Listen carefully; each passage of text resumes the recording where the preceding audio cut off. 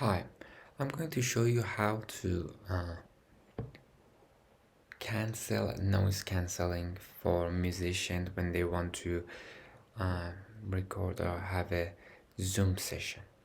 So this is a Zoom profile. I'm going to the setting, audio, and here we have different audio profile.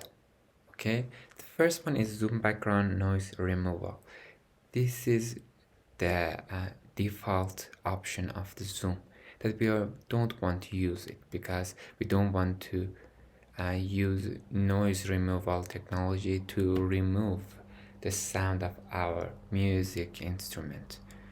So you have to choose one of these original sound for musicians. Enabling this option in the setting, when you start a Zoom meeting like this, you'll see the options of original sound for musicians here that should be on.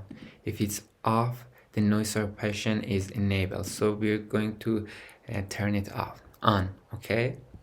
That's it.